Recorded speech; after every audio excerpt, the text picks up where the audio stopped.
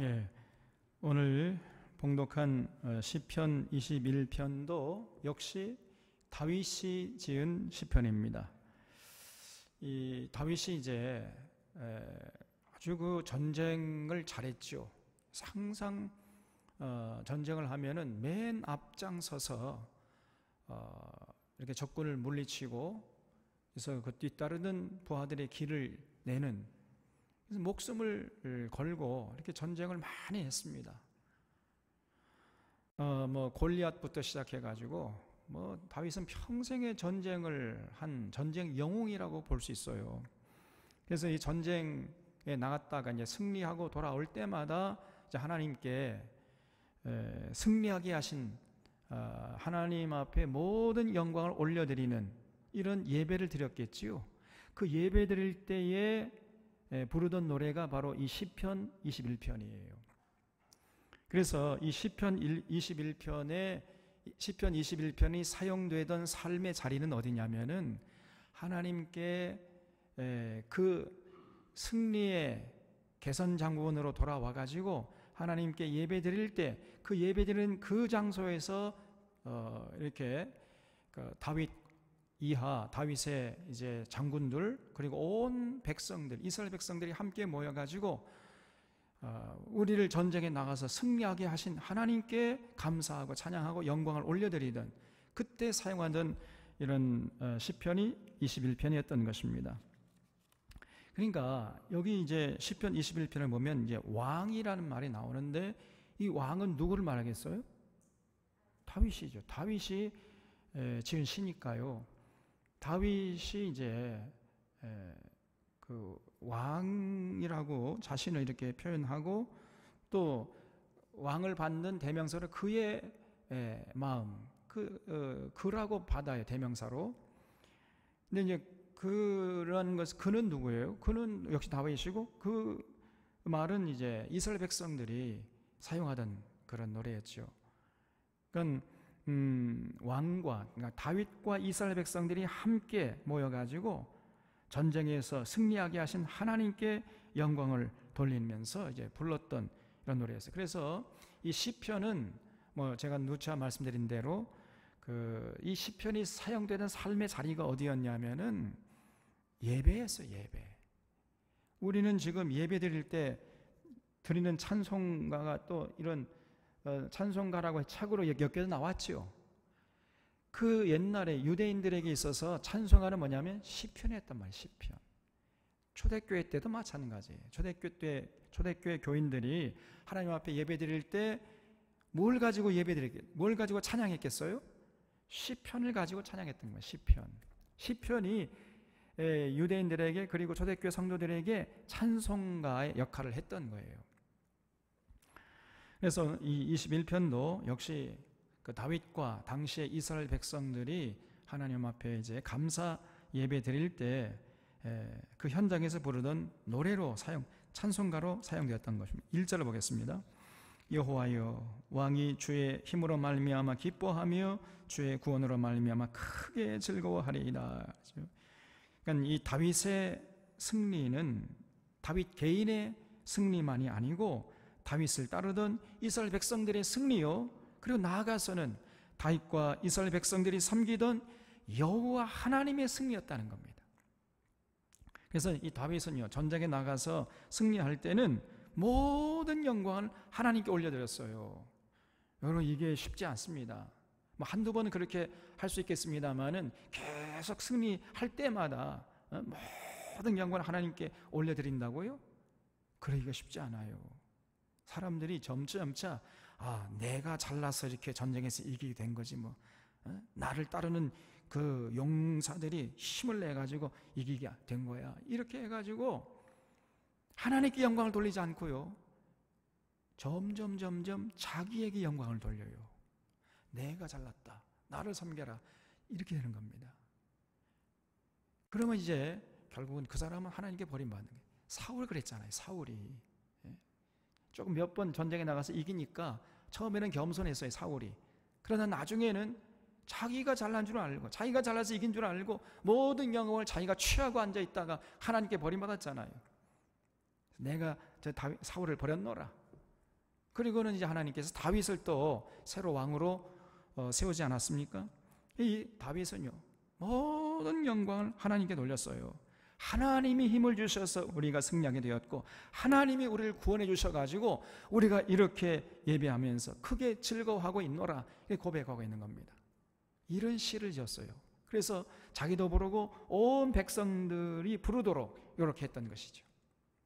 2절에 보면 그의 마음의 소원을 들어주셨으며 그의 입술의 요구를 거절하지 아니하셨나이다. 그러니까 이 구절은 누가 불렀겠어요? 이스라엘 백성들이 불렀겠죠. 이스라엘 백성들이 이제 하나님께 감사하는 내용입니다. 하나님께서 그의 마음, 누구의 마음? 다윗 왕, 우리가 사랑하고 존경하고 섬기는 다윗 왕의 마음의 소원을 들어주셨다는 거예요. 다윗의 요구를 거절하지 아니하셔서 우리가 이렇게 승리하게 되었노라. 그러면서 이제 이스라엘 백성들이 하나님을 찬양하고 있어요. 3절에 주의 아름다운 복으로 그를 영접하시고 순금관을 그의 머리에 씌우셨나이다. 여러분, 이 다윗이 자기가 자기를 이렇게 하나님 앞에서 이렇게 인정받게 됐다는 것을 자기가 입으로 하긴 좀 그렇잖아요. 그러니까 다윗이 써가지고 부르는 거는 누가 부르게 했다고요? 이스라엘 백성들이 부르게 했단 말이에요. 그래서 주의 아름다운 복으로 그를 영접하니까 다윗을 영접하시고 순금관을 그 다윗의 머리에 씌우셨나이다. 이렇게 이제 이스라엘 백성들이 진정으로 하나님께서 다윗 왕이 함께 하시고 그리고 우리에게 함께 하셔가지고 우리를 전쟁에 나가서 승리하게 하셨다. 그러면서 이제 감사하고 기뻐하는 것입니다. 하나님이 우리에게 세우신 왕이 하나님 주시는 힘으로 전쟁에서 이기게 하셨다는 거예요. 이렇게 고백하면서 찬양하고 기뻐하고 있어요. 그러니까 여기서 알 수 있는 건 뭐냐면은 이 당시에 다윗 왕과 그를 따르던 이스라엘 백성들 사이가 굉장한 사랑과 존경, 신뢰 관계가 형성되어 있다는 것을 알 수 있어요. 다윗은 이스라엘 백성들을 끔찍하게 사랑했고 또 이스라엘 백성들은 다윗을 존경하면서 다윗은 하나님께서 우리에게 보내주신 왕이야. 하나님께서 우리에게 세우신 왕이야. 그래서 다윗에게 하나님이 함께 계셔. 그 다윗에게 함께 하시는 하나님이 다윗과 함께 하시기 때문에 우리와도 함께 하셔. 그래서 우리를 전쟁에서 이기게 해주셨다. 이런 고백을 했던 것입니다. 그러니까 여러분, 이 왕과 이스라엘 백성들이 서로 사랑하고 존경하고 신뢰하고 의지하는 이런 관계였어요. 그러니 이런 나라를 누가 넘볼 수 있겠습니까? 그렇잖아요. 지도자하고 그 지도를 따르는 공동체 구성원들이 아주 하나가 돼가지고 똘똘 뭉쳐가지고 서로 사랑하고 서로 신뢰하고 존경하고 희생하고 이렇게 살아가는 공동체를 과연 누가 무너뜨릴 수 있겠느냐, 그 말이. 백전백승입니다. 그런 공동체는. 다윗 당시가 그랬던 거예요. 그 다윗은 싸우면 싸우는 대로 이겼어요, 그냥. 그리고 그 배후에는 여호와 하나님이 함께 하셨다는 그 굉장한 신뢰와 신앙이 있었던 거예요. 4절에 그가 생명을 구하며 주께서 그에게 주셨으니 곧 영원한 장수로소이다. 하나님이 이제 전쟁 때 나가면서 하나님, 이번 전쟁은 우리가 이기기 힘듭니다. 하나님 제발 우리를 좀 살려주십시오. 구원해 주십시오. 이렇게 기도하니까요, 하나님께서 살려주실 뿐 아니라 오래오래 긴 날을 살 수 있도록 장수를 주셨다네요. 장수. 그 생명을 길게 연장시켜 주셨다는 겁니다. 5절에 주의 구원이 그의 영광을 크게 하시고 존귀와 위엄을 그에게 입히시나이다. 그가 영원토록 지극한 복을 받게 하시며 주 앞에서 기쁘고 즐겁게 하시나이다. 이 하나님께서 다윗에게 장수를 누리게 하실 뿐 아니라 다윗을 이기게 하심으로 다윗의 권위를 온 천하 만민에게 떨치게 하시고 다윗의 존귀와 위엄을 온 세상 천지에 다 알게 하셨다는 거예요. 이렇게 지금 이스라엘 백성들이 하나님 앞에 나와서 찬양하고 있는 겁니다. 그래서 다윗은요, 하나님의 주시는 복을 한 번만 누리고 치우는 것이 아니고 영원토록 이런 복을 계속적으로 지속적으로 누렸던 거예요. 그러면 하나님이 왜 이렇게 다윗을 특별 대우한 것입니까? 하나님이요, 다윗을 정말 제가 볼 때에도 너무너무 사랑하신 거예요. 하나님께서 다윗을 평가하실 때 내 마음에 합한 자다 이렇게 평가하세요. 그래서 그 이후에 모든 왕들도 그 하나님이 평가하시는 기준이 뭐냐면 다윗이에요. 다윗같이 살았어? 그러면 그 왕은 정말 잘 산 사람이에요. 다윗같지 않아? 그러면 그 왕은 실패한 왕이 돼버려요. 그러니까 하나님이 그 왕을 판단하실 때 그 판단의 기준이 다윗이었어요. 다윗같이 돼? 그러면 아주 멋진 왕이었고요. 아이고, 다윗같이가 않아. 그러면 아주 엉터리 망터리 같은 왕이 됐다. 그럴 정도로요, 다윗은 정말 하나님의 특별한 은총을 받고 하나님의 사랑을 듬뿍 받은 사람이에요. 다윗이 뭐가 잘났다고 그렇게 하나님이 특별 대우했겠습니까? 왜 그랬겠어요, 다윗이? 궁금하죠? 궁금하면 어떡하라 그랬어요?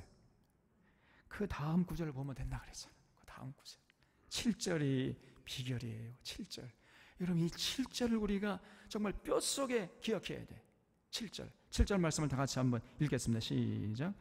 왕이 여호와를 의지하오니 지존하신 이의 인자하심으로 흔들리지 아니하리이다 그랬어요. 거기 출처보세요. 다윗이 여호와를 의지하오니, 이게 비밀입니다. 다윗은요, 자기가 어려울 때나 힘들 때나 아주 가난할 때나 또 왕이 되어가지고 천하를 호령할 때나 전혀 변하지 않고 여호와 하나님을 의지했습니다. 여러분, 그 모습이 전혀 변치 않았어요. 이것이 하나님께서 다윗을 특별히 사랑한 그 비결이에요. 하나님이 다윗을 너무너무 사랑하셨어요. 왜 그러냐? 다윗이요, 여호와를 평생 의지했어요. 근데 여기 의지했다는 말, 거기 이 의지했다는 말에 히브리 말은 바타흐라는 이 히브리 말인데, 이 말은 그냥 대충 의지했다는 말이 아닙니다. 목숨 걸고 의지했다. 목숨 걸고. 그러니까 절대 신뢰하고, 여러분, 절대 신뢰하면 거기서 뭐가 파생돼요? 절대 의지하게 되는 겁니다. 절대 신뢰하는 사람이 절대 의지하게 돼요. 절대 신뢰하지 않으면요, 절대 의지하지 않습니다. 조금 의지하는 척 하다가 여차하면은, 어떤 위기에 빠지면은 이제 은행 통장을 의지하기 시작하는 거예요. 하나님 의지하지 않아요. 돈을 의지하거나 자기 백을 의지하거나 뭐 자기가 잘하는 어떤 사람을 의지하거나 이렇게 되어버려요. 절대 신뢰하지 않기 때문에 절대 의지하지 않습니다. 이런 사람은 하나님께 별로 관심이 없어요. 다윗은요, 하나님을 절대 신뢰했어요. 절대. 그렇기 때문에 어떤 경우에도 하나님을 의지했습니다. 절대 의지했어요. 그러면 이 절대 신뢰와 절대 의지는 또 무엇을 낳아요? 절대 순종을 낳아요. 이 세 가지가 삼위일체였어요. 다윗은요, 하나님을 절대 신뢰했기 때문에 어떤 건 하나님을 의지했고, 그 의지하는 그 삶의 모습이 하나님의 말씀에 절대 순종하는 쪽으로 나타났던 거예요. 이게 다윗이었어요. 평생 다윗은 이렇게 살았습니다. 그러니까 그런 모습을 보니까 하나님이 마음이 아픈 거예요. 그냥 하나님이 다윗을 보기만 하면 그날은 기분이 좋은 날이에요. 너무너무 기분이 좋아요, 하나님이. 그래서 하나님이 그냥 막 하늘에 있는 거 없는 거 그냥 막 다윗에게 쏟아 부어 주신 거예요. 이게 비밀입니다. 왕이 여호와를 의지하오니, 그러니까 지존하신 이의 인자하심으로 흔들리지 않게 된 겁니다. 절대 신뢰는 절대 의지로 연결되고, 절대 의지는 절대 순종으로 나타나는 거예요. 네, 이런 사람이 많지 않습니다. 하나님 절대 신뢰하지 않아요. 절대 의지하지도 않고, 그러니까 절대 순종하지 않습니다. 그러나 다윗은 하나님을 절대 신뢰, 절대 의지, 절대 순종했어요. 그렇기 때문에 하나님께서 다윗에게 힘을 주시고 지혜를 주시고 리더십을 주시고 그를 전쟁에서 승리해서 돌아오게 하시고, 그래서 다윗의 존귀와 위엄을 온 천하에 떨치도록 이렇게 만들어 주셨던 겁니다. 이런 신앙의 패러다임은 우리가 구약 성경의 여러 곳에서 찾아볼 수 있어요. 그 대표의 사람이 우리가 이제 믿음의 조상이라고 하는 아브라함과 이삭과 야곱의 모습에서 그대로 살펴볼 수 있어요. 여러분, 아브라함도요, 하나님을 절대 신뢰하고 절대 의지하고 절대 순종했습니다. 이게 아브라함의 신앙의 특징이에요. 그리고 이런 신앙을 우리가 참 신앙이라, 그렇기 때문에 아브라함을 믿음의 조상이라고 하는 거예요. 믿음의 조상. 다시 말하면 그 아브라함의 신앙이 모든 후대 사람들의 신앙의 표준이라는 거예요. 그런 의미에서 아브라함이 믿음의 조상이다, 이렇게 얘기하는 것입니다. 근데 그 아브라함의 신앙의 특징이 뭐냐면 하나님을 절대 신뢰하고 절대 의지하고, 그렇기 때문에 절대 순종했어요, 아브라함이. 그래서 아브라함은 그 나이인 75세에 하나님을 의지하고 하나님 명령에 절대 순종해서 자기 본토 친척 아비 집을 떠나지 않았습니까? 나이 75세 때 떠난 거예요. 여러분, 자기 고향을 75세 때 떠난다는 것은 절대 쉬운 게 아닙니다. 이제 인생 마감할 때 하나님이 떠나라 하니까 갈 바도 알지 못하고 하나님 어디로 가? 그 묻지도 않고요. 떠나라 그러니까 그냥 떠나버렸어요. 그냥 갈 바를 알지 못하고 떠났다 그래요, 성경은. 절대 하나님을 신뢰하고 절대 의지하고 절대 순종하려는 마음이 없으면요, 절대로 이렇게 못합니다. 그리고 100세에 낳은 아들 이삭을 바치라고 하실 때도 이 아브라함은요, 절대 신뢰하고 절대 의지하고 절대 순종했어요. 너 100세에 낳은 아들 이삭을 내게 바쳐라, 제물로 바치라는 거예요. 그 명령을 받은 그 다음날 아침에, 성경 보면 아침 일찍 일어났다 그랬어요. 아침 일찍 일어나가지고 이삭을 데리고 모리아 산으로 가가지고 이삭을 제물로 바치려 했어요. 그냥 조금도 주저하지 않았다는 거죠. 그러니까 분명히 하나님이 이삭을 통해서 하늘의 별처럼 바닷가의 모래알처럼 수많은 자손을 허락하신다고 하셨는데, 하나님께서 어느 날 갑자기 아브라함 부르시더니, 야 아브라함아, 아브라함아, 네가 100세에 난 아들 이삭을 제물로 바쳐라. 에이? 아니요, 이 무슨 말입니까? 하나님이 이 약속의 아들 이 이삭을 통해서 하늘의 별처럼 바닷가의 모래알처럼 이렇게 수많은 자손을 허락한다고 하셨는데 제물로 바치다니요. 이렇게 묻지도 않고 따지지도 않았어요. 그 다음날 아침에 그냥 일어나가지고 이삭을 데리고 모리아산 가가지고 그냥 잡아가지고 제물로 바치려고 했던 겁니다. 여러분, 제물로 바친다는 거는 이 짐승, 이 제물을요, 각을 떠가지고 그 살코기를 제단 위에 놓고 태우는 거 아닙니까? 자기 아들 이삭을 이 아브라함이 그렇게 하려고 그랬어요. 그러니까 그때 아브라함이 무슨 생각으로 그렇게 했는지 성경에 보면요, 그때 아브라함의 생각을 해석해 준 구절이 나와요. 그게 어디에 있습니까? 히브리서 나와요. 히브리서 11장 17절 한번 보겠습니다.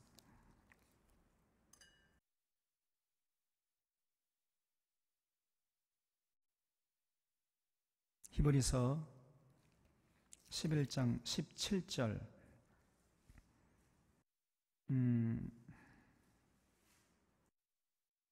부터 19절까지 우리 같이 한번 17절부터 19절까지 같이 한번 한 절씩 교독하시겠습니다. 아브라함은 시험을 받을 때 믿음으로 이삭을 드렸으니 그는 약속들을 받은 자로 돼 그 외아들을 드렸느니라.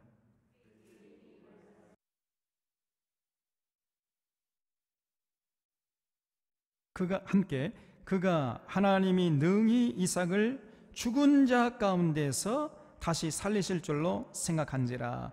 비유컨대 그를 죽은 자 가운데서 도로 받은 것이니라 그랬어요. 그러니까 아브라함이 하나님의 명령을 받을 때 어떻게 생각했냐면은, 아하, 내가 이삭을 제물로 바치면은 하나님이 이삭을 다시 살리시려고 그러시는구나, 이렇게 생각했다는 거예요.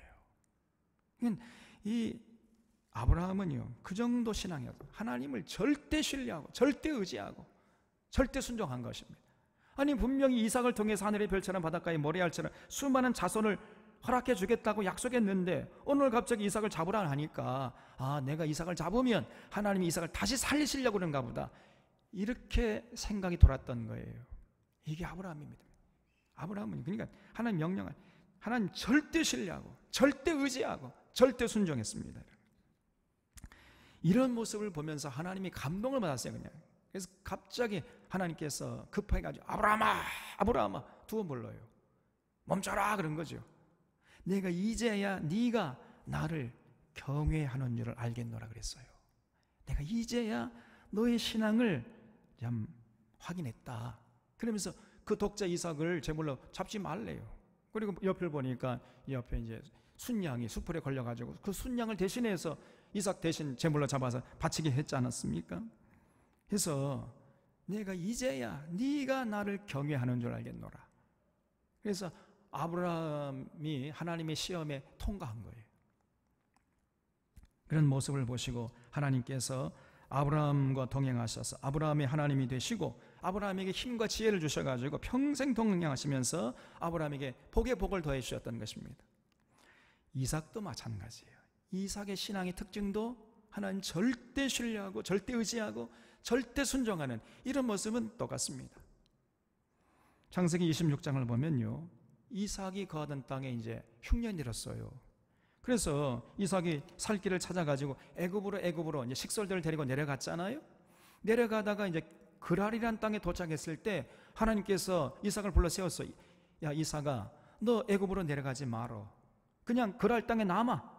그렇게 명령하셨어요, 하나님이. 그 당시에 그랄 땅에 남아 있으면요, 그랄 땅에는 지금 흉년이 들어가지고요, 수많은 사람들이 굶어 죽어가지고 길거리에 널브러진 시체들이 그냥 널려 있었던 겁니다. 그래서 그랄 땅에 남아 있으려면은 목숨을 각오하지, 죽을 각오를 하지 않으면은 남아 있을 수가 없는 그런 상황이었습니다.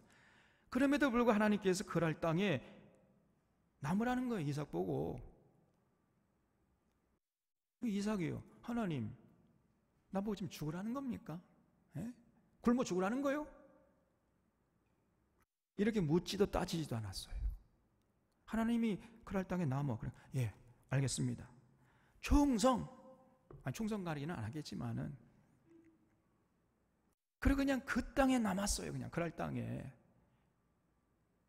지금 기근과 흉년이 휩쓸고 있는 그 그랄 땅에 그냥 남은 겁니다. 온 식솔들을 데리고. 그 쉬운 일이었습니까?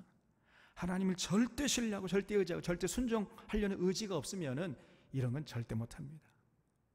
그렇지 않겠습니까? 다 살 길 찾아가지고 애굽으로 내려가는 행렬, 그 긴 행렬이 이어지고 있는 가운데 어떻게 이삭과 식솔들만 그 그랄 땅에 남을 수 있겠어요? 근데 이삭은 남았어요. 그리고 가만히 앉아 있는 게 아니라 이제 그 남는 시간에 열심히 우물을 팠습니다. 우물을 파는 족족 그냥 밑에서 생수가 나오는 거예요. 그래서 그 생수를 길어다가 농사를 지어가지고 그 해에 100배나 농산물 얻어가지고 거부가 됐다는 거예요. 이게 이삭이었습니다, 여러분. 그래서 이삭이 죽기를 각오하고 하나님의 명령에 순종해가지고 그 땅에 남았더니 정말 놀라운 역사가 일어나는 거예요. 그래서 하나님이 함께 하셔가지고 그에게 복을 내려주시는 것을 그 주변 사람들이 보면서 이제 어느 날 이삭에게 찾아온 거예요.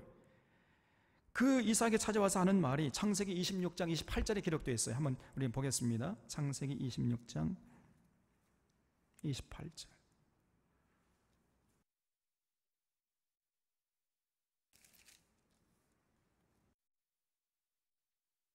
창세기 26장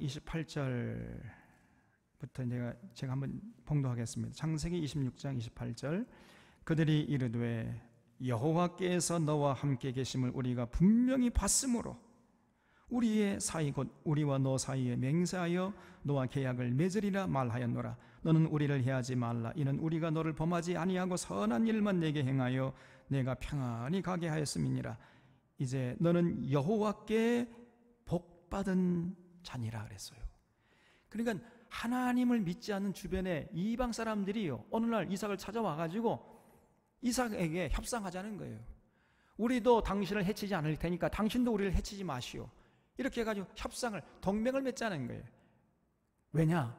우리가 하나님께서 당신에게 함께 하시는 걸 봤다는 겁니다.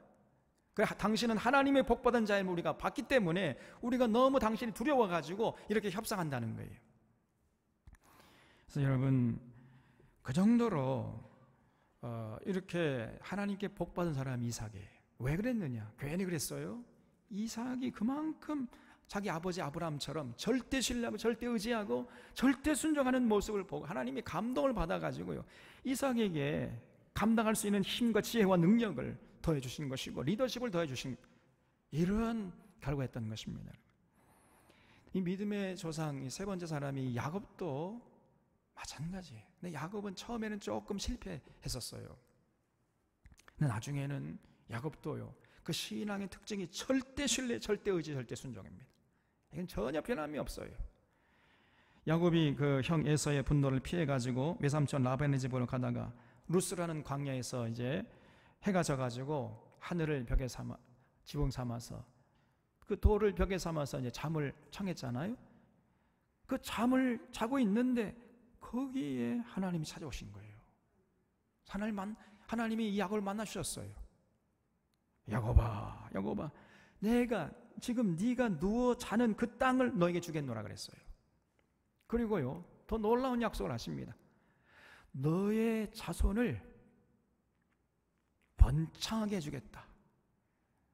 그리고 더 놀라운 약속은 그 너의 자손들이 동서남북으로 퍼져나갈 텐데 가는 곳마다 민폐 끼치고 사람들에게 뭐 해코지하는 그런 후손들이 아니고 사람들에게 인정받고 칭찬받고 존경받고, 그래서 복의 근원이 되게 주겠다는 거예요. 하나님께서 너 누운 땅을 주겠고 너의 자손을 번창하게 해줘서 그 자손들이 동서남북으로 퍼져나가게 해주겠고 가는 곳마다 복의 근원이 되게 해주겠노라. 더 놀라운 약속이었습니다. 이 약속을 다 이룰 때까지 절대로 너의 곁을 떠나지 않겠노라, 이렇게 약속을 했어요. 다시금 너를 이 땅으로 돌아오게 해주겠다, 이런 굉장한 약속을 했어요, 하나님이 야곱에게. 그 야곱이 이제 그런 음성을 듣고 퍼뜩 잠에서 깼습니다. 깨보니까요, 광야거든요. 아니, 이 광야에 여기도 하나님이 계시네. 아하, 여기가 하나님이 계시다면 여기가 뭐 거룩한 성전이지. 여기가 하나님이 계시니까, 거룩한 하나님이 계시면 거룩한 하나님이 계시는 장소, 그건 성전 아니냐, holy place. 그래서 그것을 벳엘이라 했다는 게, 벳엘. 원래 장소는 루스였는데 그때부터 야곱이 이제 그곳을 여기가 하나님이 계신 곳이다, 내가 하나님 만난 곳이다, 그래서 하나님의 성전이다, 그래서 벳엘이라 했다는 거예요. 그러면서 이제 야곱이요 서원했습니다. 그 서원한 장면 28장, 창세기 28장 20절에 나오는데 같이 한번 보겠습니다. 창세기 28장 20절에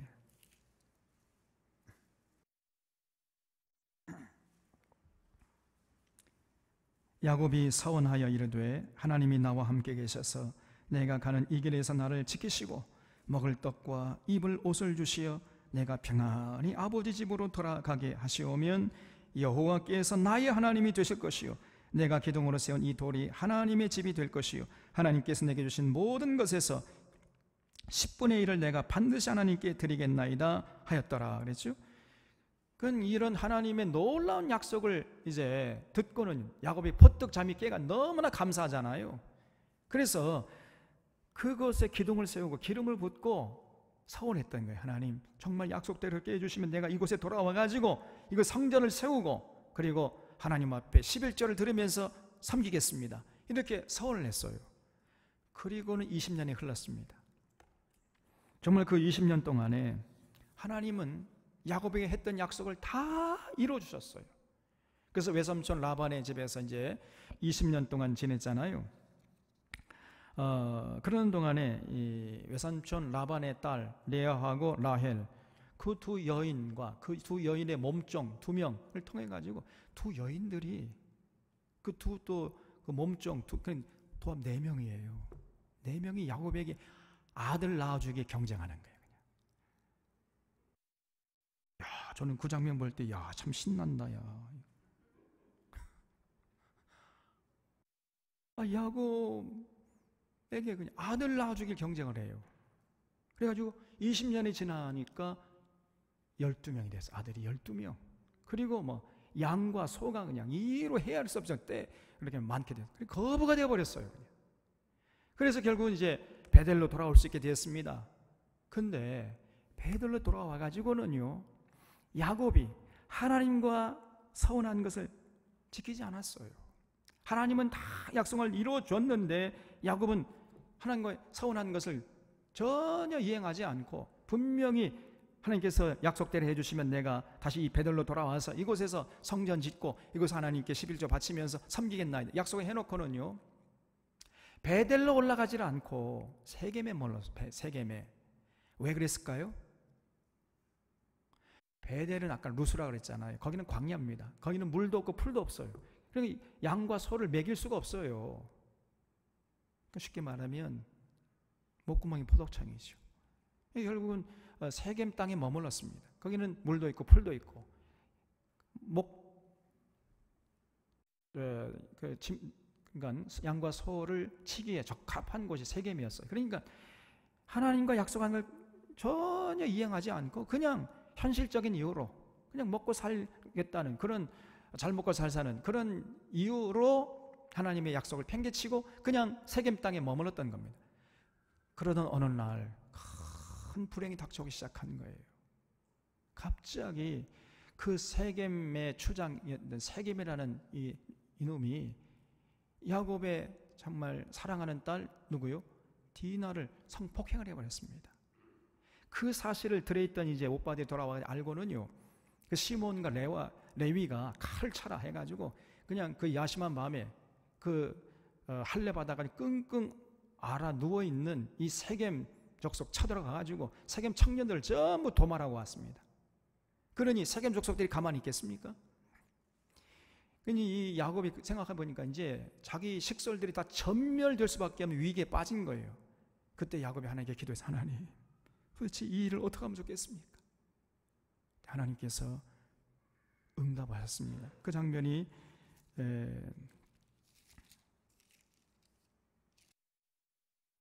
창세기 35장에 나와요. 35장 1절 보겠습니다. 창세기 35장 1절에 보면 하나님이 야곱에게 이르시되 일어나 어디로 가라고요? 베델로 올라가라. 베델로. 네가 20년 전에 분명히 약속했잖아. 그 베델로 올라가서 거기 거주하며 네가 내 형 에서의 낯을 피하여 도망하던 때에 네게 나타났던 하나님께 거기서 제단을 쌓으라 하신지라 그랬어요. 너 약속한 대로 베델에서 성전 짓고 11조 바쳐서 나를 섬긴다고 약속했잖아. 그 약속을 이행하라는 거예요. 하나님께서 그걸 요구하신 겁니다. 이 음성을 들으면서 야곱이요 기절초풍했겠죠. 네, 여러분, 그 당시에 그 하나님의 명령을 순종하려고 하면요 목숨을 걸어야 했어요. 왜냐하면은 세겜 족속들이 이제 매복해가지고 야곱 식솔이 가는 길목마다 이제 지키고 있었거든요. 여차하면은 우리 세겜 족속 청년들을 다 도말하고 간 이 야곱 식솔들을 가만두겠습니까? 세겜 족속들이 이제 호시탐탐 쳐들어와가지고 다 진멸하려고 준비하고 있었는데, 그래서 이 베델로 올라가는 그 길이 굉장히 위험한 길이었습니다. 그러나 야곱은요 결단 내렸어요. 우리가 올라가자. 그래서 여기 3절 말씀 보면 35장 3절에 보면 우리가 일어나 베델로 올라가자는 거예요. 여러분, 이렇게 말을 하는 게 쉽지가 않아요. 이건 목숨을 걸어야 할 얘기했어요. 우리가 일어나 올라가자 베델로.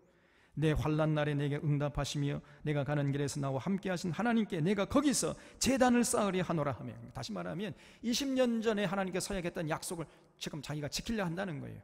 목숨 걸고 일어나 올라가자는 거예요. 그랬더니요 하나님이 또 감동을 받으셨어요. 그래서 여기 5절 보면 그들이 떠났으나 하나님이 그 사면 거울들로 크게 두려워하게 하셨으므로 야곱의 아들들을 추격하는 자가 없었더라. 놀라운 일이 난 거예요. 세겜 족속들이 지금 여차하면은 야곱 식솔들을 쳐들어가 다 죽여버리려고 그렇게 만반의 준비를 하고 있었는데 이상하게도요, 아무도 추격하여 오는 사람이 없었어요. 하나님이 막아주신 겁니다. 하나님의 은혜의 방패로 호위해 주신 거예요. 이런 놀라운 경험을 했어요. 그러면서 이제 하나님께서 베델로 올라간 야곱에게 다시 나타나가지고 10절에 보세요. 뭐라고 말씀하셨냐면 하나님이 그에게 이르시되 내 이름이 야곱이지만은 너의 이름을 다시는 야곱이라 부르지 않겠고 이스라엘이 너의 이름이 되리라 하시고 그가 그의 이름을 이스라엘이라 부르시고 하나님이 그에게 이르시되 나는 전능한 하나님이라 생육함이 번성하라 한 백성과 백성들의 총회가 내게서 나오고 왕들이 내 허리에서 나오리라. 내가 아브라함과 이삭에게 준 땅을 내게 주고 내가 내 후손에게도 그 땅을 주리라. 이런 굉장한 약속을 하신 것입니다. 그러니까 다시 말하면 야곱의 신앙은 처음에는 이제 하나님을 절대 신뢰하고 절대 의지하고 절대 순종하는 이런 자기 아버지 이삭이나 할아버지 아브라함 같은 그런 신앙의 수준에 도달하지 못했다가 이런 여러 가지 이제 우여곡절을 통해서 야곱의 신앙도 그렇게 아브라함과 이삭 같은 신앙의 반열에 올라서 버린 거죠. 그래서 하나님께서 이 야곱의 이름을 바꿔 주셨습니다. 너는 더 이상 야곱이 아니라 이스라엘이다. 이스라엘. 이러면서 굉장한 복을 주신 것입니다. 그래서 여러분 아브라함과 이삭과 야곱, 우리가 믿음의 조상이라 그러죠. 이 믿음의 조상 왜 그러냐? 모든 믿음의 사람들의 표준이요 기준이라는 거예요. 그래서 아브라함도 그렇고 이삭도 그렇고 야곱도 그렇고 그 신앙의 특징이 뭐냐면 하나님을 절대 신뢰하고 절대 의지하고 그렇기 때문에 절대 순종한 겁니다. 토를 달지 않아요. 하나님 말씀하시면 아멘 화답하고 그냥 그대로 행해버리는 거예요. 그냥 삶의 현장에서 듣기만 하고 그저 행하지 않는 이런 일은 절대 없습니다. 하나님 말씀하시면 그 다음날 그냥 즉시 행동으로 옮기는 거예요. 이것이 아브라함과 이삭과 야곱의 신앙이었어요. 하나님 절대 신뢰, 절대 의지, 절대 순종. 비록 하나님의 말씀을 순종할 때 어려움이 있고 고난이 있고 핍박이 있고 손해가 따르고 내가 희생해야 내가 죽어져야 한다 할지라도 죽기를 각오하고 하나님의 명령에 순종하려고 했던 것입니다. 이것이 믿음의 조상들의 특징이에요. 바로 다윗이 이런 신앙의 계보를 이어받은 사람이었던 거예요. 다윗도 그랬던 것입니다. 그래서 다윗이 신앙의 조상들 아브라함과 이삭과 야곱 같은 신앙의 조상들의 모습 같은 이런 모습을 보여준 거예요. 그래서 하나님이 다윗을 사랑하시고 다윗이 하나님이 되시고 다윗을 전쟁에서 이기게 하셨을 뿐 아니라 다윗의 권위와 리더십을 만천하에 떨치게 하셨던 것이에요. 그래서 여러분 신앙이란 게 뭡니까? 진짜 신앙. 우리가 참 신앙이 있어야 되겠죠. 가짜 신앙, 무늬만 신앙, 모조품 신앙, 짝퉁 신앙 이런 거 가지면 곤란하잖아요. 진짜 신앙이 뭐냐? 진짜 신앙. 진짜 신앙은 구약에서는 에무나, 신약에서는 피스티스라 그랬어요. 이게 뭐냐? 충성이에요. 충성. 하나님을 절대 신뢰하고 절대 의지하기 때문에 절대 순종하는 거예요. 절대. 이것이 진짜 신앙입니다. 오늘날에도 하나님이 이런 신앙의 사람들을 찾고 계시고 그들의 하나님이 되어주신 줄로 믿으시기 바랍니다. 그래서 우리가 이 땅에 사는 동안 어떤 종류의 고난과 위험을 당하느냐가 문제가 아니고 우리가 그 고난의 현장에서 생명의 위협을 순간순간 느끼면서도 얼마나 진실하게 또 변치 않고 굳건한 마음으로 하나님을 신뢰하고 의지하고 순종하려고 하느냐, 이것이 문제일 뿐이에요. 우리의 상황과 환경은 별로 문제가 안 돼요.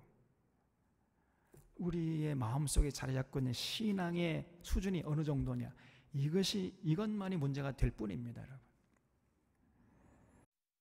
우리가 정말 하나님 앞에서 아브라함, 이삭과 야곱처럼 또 다윗처럼 신앙의 모습이 확신할 때 우리는 세상이 아무리 어렵고 힘든다 할지라도, 복잡하고 삭막해진다 할지라도, 그러나 언제나 하나님 앞에서 승리의 노래를 부를 수 있게 될 줄로 믿습니다, 여러분. 그래서 히브리서 11장 6절에 보면은요, 믿음이 없이는 하나님을 기쁘시게 하지 못하나니 하나님께 나아가는 자는 반드시 두 가지가 있어야 된다. 두 가지. 첫 번째, 하나님 그가 계신 것과 또한 그가 자기를 찾는 자들에게 뭘 주시는 분? 상 주시는 이심을 믿어야 할지니라 그랬어요. 이게 진짜 믿음이에요. 어떤 형편이 있든지 간에, 어떤 상황 앞에 노출된다 할지라도 하나님이 살아계시고 그 하나님이 나와 함께 하시고 그 하나님이 나에게 상을 주실 것이다, 이거를 추호도 의심치 않는 거예요. 내가 지금 죽어간다 할지라도, 적군 앞에 노출돼가지고 적군의 칼에 맞아 죽는 한이 있다 할지라도, 불에 타 죽는 한이 죽어가면서도 하나님이 살아계시고 하나님이 나에게 상을 주실 것이다 하는 이 믿음을 놓지 않는 거예요. 이게 진짜 믿음이라. 하나님 절대 신뢰하고 절대 의지하고 절대 순종하려는 자세를 절대 잃지 않는 것입니다. 끝까지 믿음의 주여 온전케 하시는 이인 예수를 바라보고 예수님 절대 신뢰하고 절대 의지하고 절대 순종하려는 자세를 절대 잃지 않는 거예요. 우리 사랑하는 샤론의 교우들이 이런 참 신앙의 소유자들로 하나님 앞에 굳게 설 수 있기를 바랍니다. 네, 이게 쉽지 않아요. 어떻게 하면 우리가 이렇게 믿음의 조상들처럼, 다윗처럼 이러한 참 신앙의 소유자로 하나님 앞에 설 수 있겠습니까? 그 비결이 뭐예요? 다른 게 아닙니다. 결론이에요. 정말 뭐냐? 성경이에요, 성경. 여러분, 성경을 열심히 읽어야 됩니다. 성경을 읽지 않은 자는 벌써 탈락이야. 성경을 가까이 하셔야 돼. 창세기부터 요한계시록까지 성경 전체를 통해서 계시하신 하나님을 인격적으로 만나보려고 몸부림치고 발버둥 치셔야 돼. 그것이 가장 우선적으로 요구되는 사항입니다. 성경을 읽고 성경을 통해 깨달은 진리에 순종하려고 이제 해야 되겠죠. 그래서 삶의 현장에서 그 삼위일체 하나님 의지하고 신뢰하고 하나님의 명령에 순종하려고 하는, 그러려면은요, 이게 쉽지 않아요. 하나님 명령에 순종하는 게 절대 쉽지 않습니다. 그렇기 위해서 필요한 것이 기도예요. 이제 하나님, 저기 하나님의 명령대로 살아갈 수 있도록 저에게 힘을 주십시오.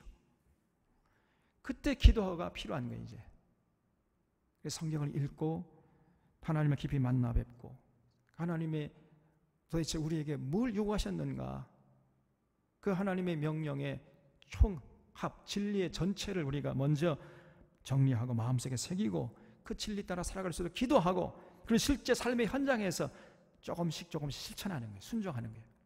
어떤 형편이 있더니 절대적으로 하나님 명령에 순종하려고 해요. 그러면 거기서 하나님이 얼마나 위대하시고 하나님의 명령이 정말 얼마나 우리를 유익하게 하는 것인가, 이걸 조금씩 깨달아 알아가요.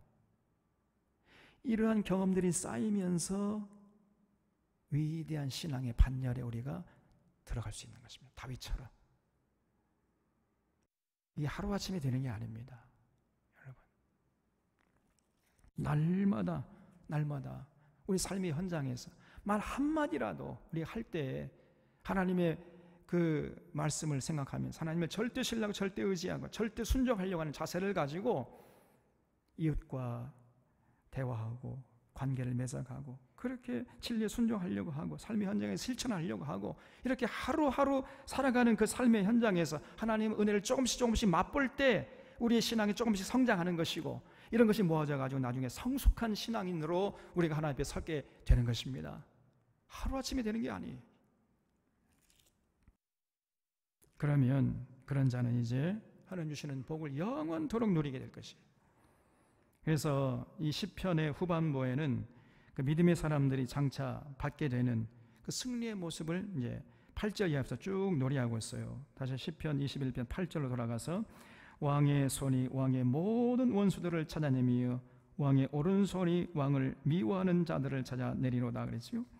여러분, 하나님을 절대 신뢰하고 절대 의지하고 순종하는 자들은요, 그의 원수가 누군지, 그리고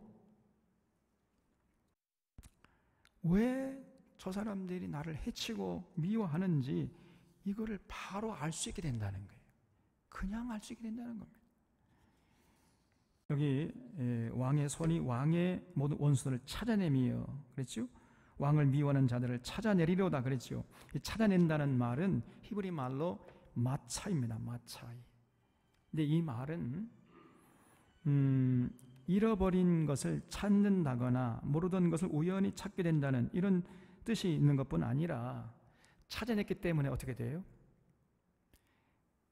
괜히 까닭없이 나를 미워하고 해코지하려는 그 사람을 내가 딱 보면 알게 된다는 거예요. 우연히 찾거나 뭐 어떻게 뭐 여러 가지 우여곡절을 통해서 찾거나 어떻게 딱 찾게 된다는 거예요. 찾으니까 어떻게 되겠어요? 그 사람의 공격을 내가 방비할 수 있어요, 없어요? 방비할 수 있다는 거예요. 그래서 능히 나를 미워하는 자의 공격에서 내가 이길 수 있게 된다는 것입니다. 그런 말까지 거기 포함되어 있어요. 마차이라는 단어가 단순히 찾는다는, 찾아낸다는 그런 의미만이 아니라 찾아냈기 때문에 결국은 승리하게 된다는 거예요. 어떤 원수라도 찾아내서 이기게 된다는 것입니다, 여러분. 이런 복을 누리게 돼요. 하나님 절대 신뢰하고 절대 의지하고 절대 순종하려고 하는 자들은 험한 세상에 나가서도요, 절대 승리하게 된다는 것입니다. 그리고 이 마차이라는 말은요, 하나님이 찾아내가지고 직접 또 화근을 없애준다는 이런 뜻도 포함하고 있습니다.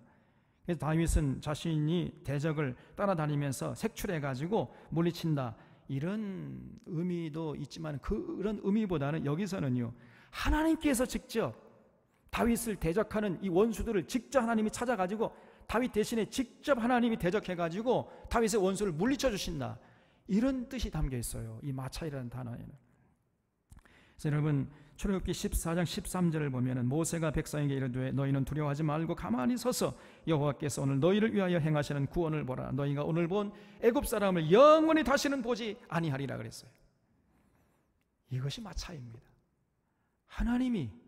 하나님을 사랑하는 자들을 대적하는 그 사람들을 하나님이 친히 대적하신다는 거예요. 그리고 물리쳐 주신다는 거예요. 그러니까 너희는 하나님이 구원하시면 가만히 서서 그냥 구경만 해라. 이게 마차이에요. 하나님을 사랑하는 자들 미워하고 까닭없이 해코지하려고 하는 이런 사람들을 색출해가지고 하나님이 친히 그들을 물리쳐 주신다. 여러분, 부러워요, 안 부러워요? 이런 복을 누리고 싶어요, 안 누리고 싶어요? 두말하면 잔소리죠. 뭐 그런 거 목사님 그런 거 묻지 마세요. 그런 표정이에요. 다 그런 거 우리가 누리기 원하잖아요. 그래서 이런 하나님의 보호하심을 9절에는 더 자세히 말해주고 있어요.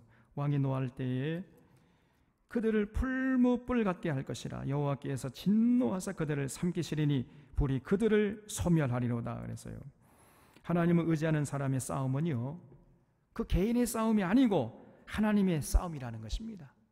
그렇기 때문에 하나님 자신이 그들의 원수들과 대적자들을 파멸시킨다는 거예요. 그러니까 이런 승리는 우리가 이스라엘 역사 속에서 종종 찾아볼 수 있잖아요. 아까도 말씀드린 애굽 군병들이 쫓아올 때 이스라엘 백성들 대신해서 하나님이 싸우셨지 않습니까? 하나님께서 홍해를 가르시고 애굽 군병들을 홍해로 몰아넣어서 몰살시켰잖아요. 너희는 가만히 서서 오늘 하나님의 구원하심을 그냥 봐라. 또 갈멜산에서 엘리야가 바알과 아세라 선지자 850명과 850대 1로 싸울 때 하나님이 대신 싸웠어요. 그래서 하나님이 하늘에서 불을 내려가지고요, 그 장작더미를 다 불태워버리시고, 그래서 그 여세를 몰아가지고 바알과 아세라 선지자 850명을 그냥 도말했습니다. 이 엘리야가 가만히 있었어요. 그냥 하나님이 구원하시면 지켜봤어요. 그냥 이렇게 하나님은 하나님을 절대 신뢰하고 절대 의지하고 순종하는 자들 위해서 그들의 대적들과 싸워주셨습니다, 여러분. 그래서 정말 절대 신뢰하고 의지하고 순종하는 자들에게 위대한 승리의 기쁨을 누리게 하신 것입니다. 지금 다윗이 그런 승리를 맛보고 있기 때문에 그 그 연장선상에서 앞으로도 그런 삶을 살게 해줄 것이라고 지금 찬양하고 있잖아요. 또 10절에 보면 왕이 그들의 후손을 땅에서 멸하며 그들의 자손을 사람 중에서 끊으리로다 그랬어요. 그러니까 다윗에게 패배했던 사람들의 자손이 일어나가서 그 선조의 원수를 갚으려 해도 그 자손들도 역시 패배할 뿐 절대로 하나님을 절대 신뢰하고 의지하고 순종하는 자를 이길 수가 없다는 것입니다. 사울이 왕으로 있던 시절에 혜택을 많이 보던 베냐민 가문의 시므이라는 사람이 있잖아요. 기억나시죠? 그 자신의 기득권을 잃어버렸잖아요. 사울이 이제 폐위되니까 다윗을 미워하고 어떻게든지 간에 다윗을 왕좌에서 쫓아내려고 했지만 뜻대로 되지 않았어요. 그 압살롬에 의해서 쫓겨날 때 다윗을 따라오면서 가거라 그냥 비루한 자야 그러면서 너도 그렇게 많은 사람 중에 네 똑같은 꼴이 됐거나 잘 됐다 그러면서 막 다윗을 저주했죠. 그래서 다윗이 영원히 폐위된 줄 알았거든요. 시므이가. 놀랍게도요, 며칠 만에 다 왕위를 회복했어요. 그리고 이제 예루살렘 돌아오니까 시므이가 그냥 막 사색이 되어가지고 결국은 그 아들 솔로몬에 의해서 죽임을 당하잖아요. 시므이가. 여러분, 절대로 그의 자손들이 그 하나님을 사랑하고 신뢰하고 순종하고 하는 그 사람들과 그 후손들 이길 수 없다는 거예요. 10절의 말씀입니다. 아무리 대적이 개교를 꾸며도 하나님을 절대 신뢰하고 의지하고 순종하는 이 믿음의 사람들을 이길 수 없는 것이에요. 여러분, 굳게 믿으시기 바랍니다. 13절에서 여호와여 주의 능력으로 높임을 받으소서, 우리가 주의 권능을 노래하고 찬송하게 하소서 그랬어요. 그래서 노래는 기쁨을 나타내는 것이고 찬송은 악기에 맞춰서 크게 찬양함을 나타내는 것이죠. 그래서 이 다윗과 이스라엘 백성들이 하나님을 절대 신뢰하고 의지하고 순종했기 때문에 그들이 누리던 그 승리의 계가를 하나님께 올려드리면서 앞으로도 그런 삶이 계속될 것임을 찬양하고 있었던 거예요. 이처럼 다윗은요, 왕이었으면서도 절대 교만하지 않고 하나님을 절대 신뢰하고 의지하고 순종하는 이런 모습을 결코 잃지 않았습니다. 날마다 그래서 하나님이 함께 하시는 승리를 맛보고 누리는 삶을 살 수 있었던 거예요. 우리 사론의 교우들이 바로 이런 주인공들이 되시기를 바랍니다. 하나님 절대 신뢰하고 절대 의지하고 절대 순종해야 돼. 그런 마음에 평안이 있어요. 그리고 당당합니다. 담대해요. 그리고 참 자유를 만끽할 수 있습니다. 그리고 날마다 승리하고 그래서 하나님께 영광 돌리고 또 참 사람들에게 하나님의 살아계심을 증거하는 주인공이 될 수 있단 말이죠. 이러한 복을 누리는 멋진 인생들 다 되시기를 바랍니다. 기도하겠습니다.